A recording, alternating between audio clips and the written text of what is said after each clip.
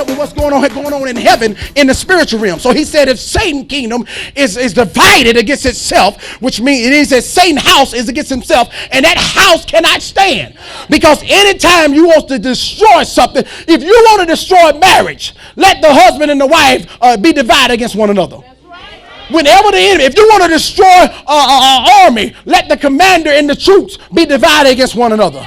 If you want to destroy a ministry, let the pastor and the people be divided against one another. If you want to destroy a company, let the plant manager and the employees be divided against one another. Whenever division breaks off in your house, you doomed for failure.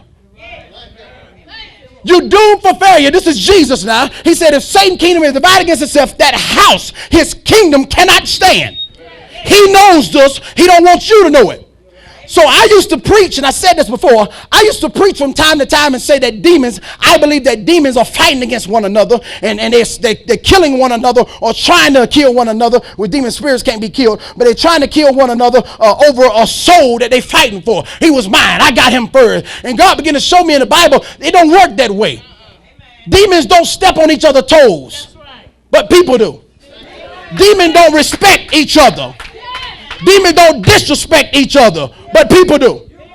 Demons understand you are over me, and I can understand and take authority or take orders from you, but people don't.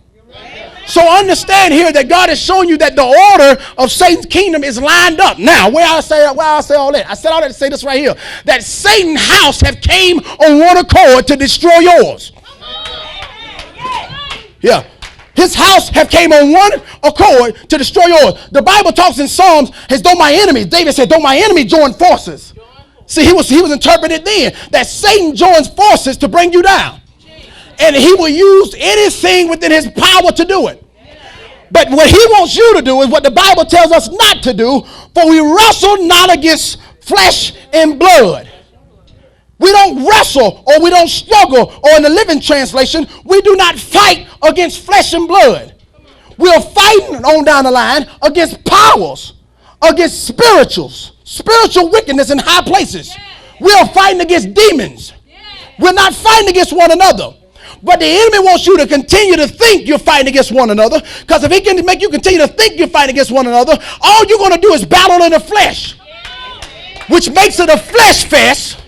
And your flesh ain't going to get me told, and my flesh ain't going to let you get me told, and we'll go back at each other one on one, and I knock you out, and I do this here, now I throw something at you, and all we're doing is warfaring in the flesh, and we're not getting anything done in the spiritual realm. Come on, somebody.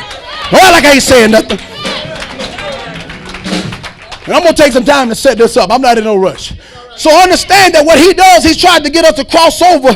He tried to get our perfect vision and begin to get cataracts, spiritual cataracts, and now we can't keep focus on a thing. We're losing focus at different times, and understand that you begin to see different, and now we're not seeing on one accord, and it creates chaos and havoc, which what I call kingdom conflict, because what we're trying to do, we're trying to take the nation, we're trying to destroy the kingdom, Satan's kingdom, and we're trying to tear down everything I'm trying to pray that Satan don't come against your child. You trying to agree that Satan don't come against my child. I'm trying to pray in agreement that Satan don't loose your house. You got to pray in agreement that Satan loose my house. I'm praying that Satan don't destroy your marriage. You ought to back in turn pray that Satan don't destroy my marriage. I'm praying that God lifts you up in the ministry. You ought to be praying that God lifts me up in the ministry. And when we do that, then we have joined the armed forces. We have joined the armed forces. Ex-military man, know what I'm talking about. You have joined the armed forces. You have to get together. You got the Army, and help me out. You got the Army, Navy, Air Force, Marines. Those are the four major branches that you have. From those four branches, you got what they call special forces, which is special in each one of them. You got different things in there. And he said you got Army, Navy, Air Force, Marine, which means this right here. Our earthly system is set up in a way that we don't understand things in the natural, but they understand it in the, we don't understand it in the spiritual, but they understand it in the natural, that the United States can tell you that we need some people who are specifically set aside to fight on earth. That's the Army and that's the Marines. Let me walk it on down. The Army is really focused to the warfare that's on earth. That's the main objective. The Navy, they're focused to fight on water. Some people are special in certain areas that you're not special of. You can't be a jack of all trades. And and a master of none. Then you have the Air Force. They specifically designed to do aerial warfare. They are specifically designed to fight in the air. You don't have the Air Force with infantry. Understand that now. They specifically designed to fight in the air. Then you have the Marines, who is a cross between the Army and the Air Force and the Navy. Because in the Marines, you got some people who can go through a swamp. They can fight on water, they can fight on land, and they got a little bit going on in the air too. But when they come together, they cover all bases. Whenever the Army, Air Force, United States Army, I'm talking about, whenever the United States Army, Air Force, Marines, and Navy come together, it is always dictated or called a superpower. It is always called a superpower because whenever one link get hooked up with another link and another link come in and hook up with it, all of a sudden that chain begin to get strong. That's why I'm going not to refer to us as a church no more. We should be a family. Come on, somebody. We should be a family fighting on one accord, and we have the same mind and the same spirit, but Satan comes to church just as much as, if not more, than you do. Did you hear what I'm saying? Now, let's go back to this first place I read. I want to teach some stuff in here to you this morning.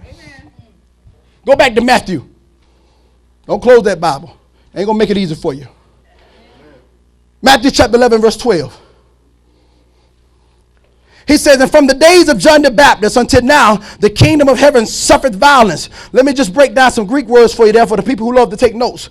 The word suffered violence there means biazo. It's biazo in the Greek. That's the word of it. It means to force one's way into a thing, which means you're not going to get it easily. You're not going to take no ground from the enemy easy. Anything that comes easy is not worth having.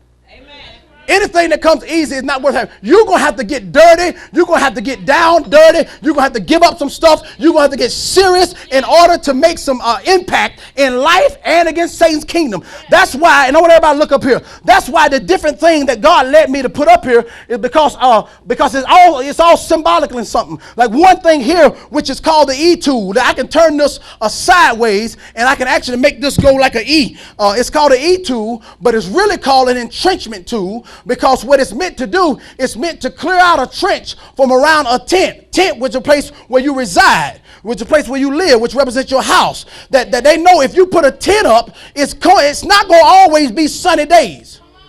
I'm going to teach this morning. If you put a tent up, it's not going to always be sunny days now. So if you put a tent up, you don't just put a tent up and say, I'm ready to get some sleep on now. No, you put a tent up, and then around that tent, you build a trench. You build a trench all the way around that tent, and then you lead that trench outward from the tent, so when the stormy days come and the rain fall upon the tent, the water won't sit there and flood your house. I know what I'm talking about.